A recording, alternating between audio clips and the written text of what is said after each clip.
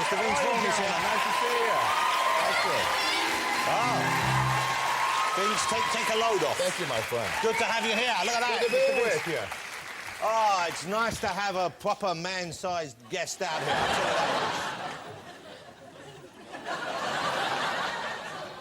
He's not so short, Will, is he? He's just all in jest. It is in jest. He's a fine man. He's a gentleman. You're a big fella. You're a big fella. How tall are you, Vince Vaughn? I'm about 6'5". And how tall are you? I'm 6'1½". We should go back to back. Back to back. Come on then. Okay. What's going on? He's a very tall. You're a very tall man. You're not as tall as you. Congratulations on that. Well, that's all we have time for. Thank you so much. It's good to be here. And one more time, please. Vince, don't be silly. Come on, sit down. Sit down. Sit down. Hey, now, you know what? One of the things. But it's hard, when you're younger and you're tall.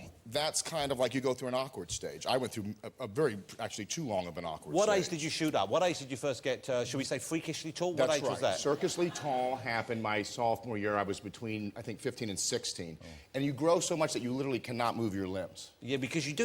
All the energy's gone into that. It happens so quickly that you cannot walk down the hall. It is an uncomfortable time. And the height thing, is that a good thing in Hollywood? A bad thing? I mean, it's good that you're a fine figure of a gentleman, but I guess on screen sometimes, maybe other people aren't as big. Is that tricky to... When I started off, it was kind of tough because you're so much taller than everyone. Now it's gotten easier. But you do start to get a complex. You walk around. You don't never have shoes on, and they kind of dig things for you to stand. Do they really dig holes? Sometimes they do, yes. And then sometimes they put the ladies on boxes. Oh, really? Yes, and you find a way around the height. That's all we do have time for. Gentlemen, thank you. Vince Vaughn is his name, ladies and gentlemen. I don't know if you noticed that, but both those names begin with the letter V. Now, that's unusual. Yes. That's unusual. You often don't meet someone with even one name beginning with a V. You don't happen to have a middle name beginning with V? No, my middle name is not beginning with a V. My father's name is Vernon, and he was the only double V. Oh, so your name is Vernon Vaughn, your father? My father's. So there's two double Vs in the family? Well, there's more than two double Vs. What? My mom liked the initials double V, so she thought that she would give all the kids a name that began with the V. So my sister's names are Victoria, and then Valerie, and then Vincent. So when I first moved to Hollywood, they're like, yeah, that's your real name. I was like, that name was not cool growing up when everyone has double V names. And it would be okay if it stopped there. She began to name the dogs with the letter V. I'm totally serious about this. We had a dog named Vladimir. Did your mother seek help for this problem of hers, or did she just carry on? We finally broke the streak.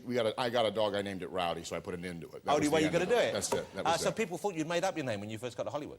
Well, yeah, they had kind of a ring to it, that's right. Now, were you born in that part of the world? Did you travel to, were you Midwestern? Where were you from? Midwestern. I'm from Chicago, outside of Chicago, and then I moved to Los Angeles when I was 18. And that was to act, to become a movie star, become a movie performer? Well, I don't know if I thought that far ahead. I had a hard time in school, and I tried to get into college. I couldn't get in anywhere. So it was kind of out of a failure in a lot of areas that I sort of chose to attempt at acting. But I never had a plan. I thought, if I just get a commercial, that would be great. If I get a part on a TV show, that would be great. I didn't really understand. Did you act at school? Had you done any training? Or? I did a little bit. I had some training younger, and I did some plays and stuff in school. But when I moved to Los Angeles, I took a lot of classes. So you moved to LA on your own or with family members? On my own. Just on your own? That's pretty bold. How old were you then? 18? I was 18. That's a pretty big move, a pretty big chance to take. I think when you're that young, you really don't think of stuff.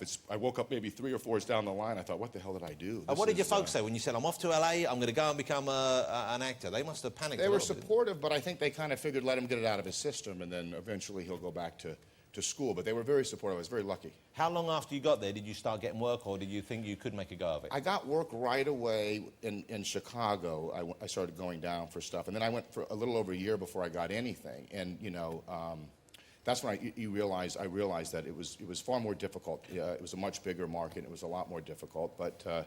You know, it wasn't really until John wrote Swingers, and I meant Favreau had a small part, and we were sort of like, let's stop waiting for someone to give us parts and let's sort of create something on our own. So Swingers became the thing that we created. So this was the first thing you guys did together, and this has been a long and very successful partnership you had here. When you first started working together, did it just click? You knew that you were on the same sort of page? Yeah, we kind of made fun of each other. At first, we went on the movie set of Rudy, and we kind of would tease each other. He'd make me laugh. He would make fun of me, and we became friends. And then when he moved to Los Angeles, he left a girl behind.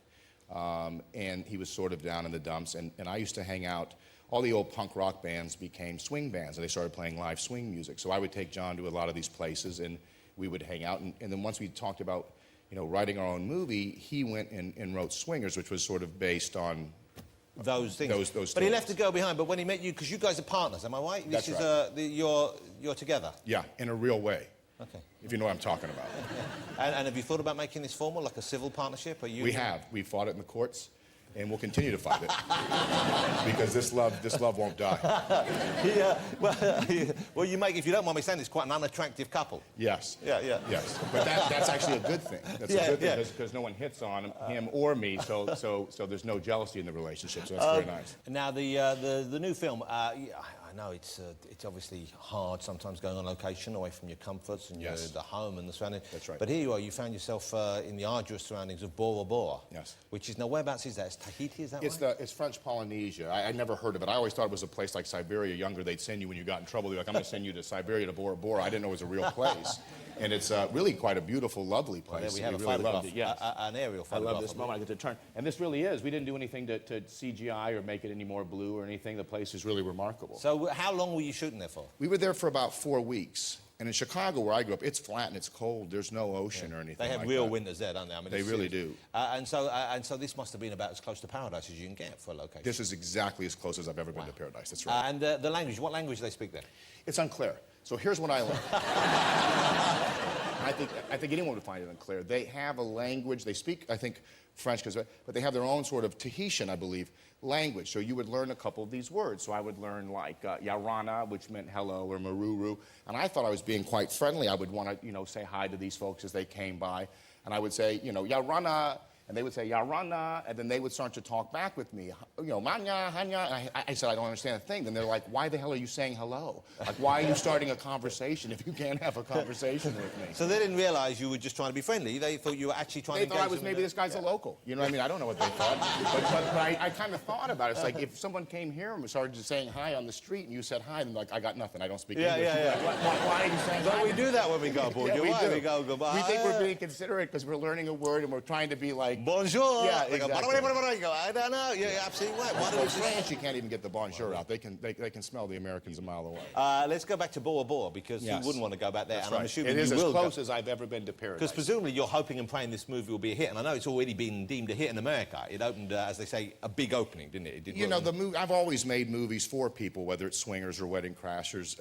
And I think you know the difference when I say that. And audiences have just responded, not just in America, but everywhere. You make popular? You're trying to make popular entertainment. Well, I think I make relatable movies with relatable issues and try to find a funny way of doing it. So audiences have really enjoyed the film, yes. You play a kind of a man, a kind of real guy again, don't you? You play that kind of a lot. You play guys, don't you? You're like a big guy in a movie. You normally be friends who are like just big guys. And the kind of guys you meet clearly and you drive probably quite a large vehicle. Yes. Although I was fascinated here in London, I saw these real itty-bitty little electrical vehicles. Now, what did you think of them? Well, I don't know. They said that the plus side is that you get to park for free. Yes. I said the negative side is you pay emotionally with having to be the one driving around in that car. I don't think life is free. You know what I mean? You can't like pick up a date and be like, let's jump in the funny car here and we'll park for free. You know what I mean? Well, you're losing the green vote right there. They're not called funny cars. You can't say funny cars. I think even the green people understand the expression funny car. These are small cars. I don't want you to make a joke about our friend in the green room being in this car. I'm just saying it's a very...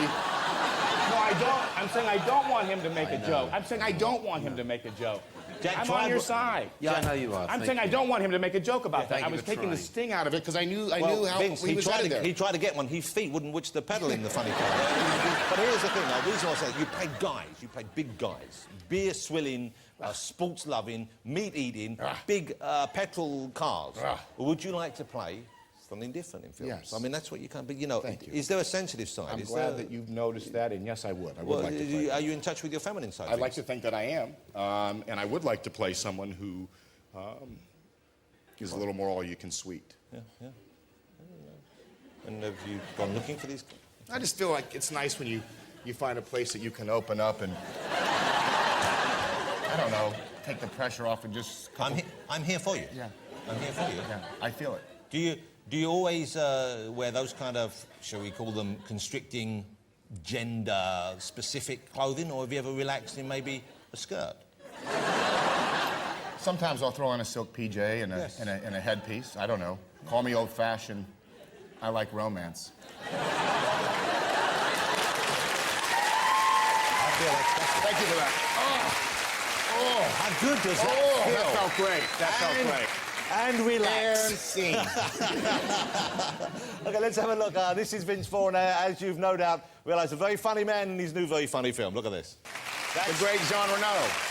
Yes, Jon Favreau, the fine French actress. Yes. And Peter Serafinowicz is a very funny man from England. The here. British comedian Peter. It's a great cast from one of the terrific people. Right away across Terrific. the board. The movie's out. It's out already. It was already released out here. I'm sure it'll be a big hit here, like it was in the USA. And let's see another one, so you can get some more time out on Sunday. Hey, before you go though, Vince, I believe he has some exciting news. I don't know whether this is the right place. You've just, well, let's face it, you're not the youngest man. No, that's true. That's true. You're not an old man. Well, I'm not the youngest man. I think it's more. You're not in the first flush of you. That's right. Okay, but you're not an old man. But I'm not a young man. You've still got everything's working. Yes. Not as often as it used to, but it's still. Not as reliably. But you've just got engaged. Vince has got engaged. Yes. This is the first relationship for you where you've taken it this far. Yes. Congratulations. That's a lovely thing. Congratulations. Now, I'm assuming you were a bit of a player then before now. Yeah. Would that be correct, sir? I don't want to. You're going to get so excited. This is a girl I met from Canada, so it's kind of a green card situation. Oh, so you're just getting her in the country. That's right. She just wants to get in the country. How did you propose to this green card baby? She is this mail order wonder that I'm with. She must love hearing this conversation. She honestly is the best. It's a serious I love her relationship. very much. We're very joking serious. about it. I'm joking about her. But I did get her from a mail order service. I'm kidding. I do love her. I met her through a very close friend of mine. And at first I thought, I can't date this girl because she lives in Canada. And it's kind of awkward because my close friend and one of her close friends are married. And these relationships usually don't go well. And then how does that work? That's a terrible thing. So we started talking on the phone and became friends. And then I asked her to move down and things kind of progressed. And then the thing that happens is, I kind of hinted around that, maybe we should get married. I started to feel that, and of course, she responded positively, which I always found odd. If you go to YouTube sometimes, you see these guys that propose like at a big game or like in a real public way, but then the girl says no. Have you seen these? Yes, that's a very bad I think, choice. what is going, like when you kind of kick the tires before you ask that question publicly? Well, you just feel her out. Just a little bit. Like maybe like, you think one day could you see us? But no. Yeah. And then I realized maybe they're trying to humiliate them into saying yes. Like it's so public, they got no choice but to say yes. But I kind of started to feel the pressure, like, boy, you have to do like a big thing, or well, are you going to have put a big ring wedding? in a champagne glass where they choke on it. I don't know the Little Elephant song. I'm not that good with that stuff. So, but what happened was Valentine's Day came, and I thought, this is it. There's no getting out of this. Like, you can't miss Valentine's Day, and then later try to make a thing. So, and I thought it was a good thing because I would remember that day, which is nice as a gentleman. And I thought this is an good. So I anniversary. just asked her very simply, and I was very fortunate that she said yes. Hey, does her name happen to begin with V? I mean, is your mum No, going to be but happy? we do have we are changing it. We are changing the name. That's right. So you and Valentina will be very happy, we hope. Not very big plans. That's exactly right. And when's the She wedding? says, no, I say Valentina. I keep calling her Valentina, and she tries to tell me that's not her name. I say, Valentina, I won't even discuss that with you anymore. Do you have a date planned yet? We haven't picked a date, but I'll get through all the press and stuff, and then we'll figure something out. Okay, so it's going to be sometime, I guess. That's right, sometime. Okay. Yeah, that's a good So way to- sooner than later, I hope. Yeah. Hey, well, congratulations. Sincerely, you. congratulations. It's a big step. But Such a pleasure to be with you. Thank you for having me. How lovely to have you here. Ladies and gentlemen, a splendid gentleman spend time with Mr. Vince Vaughn. Vince, great stuff. Thank you so much. Thank you. Mr. Vince Vaughn, ladies and gentlemen.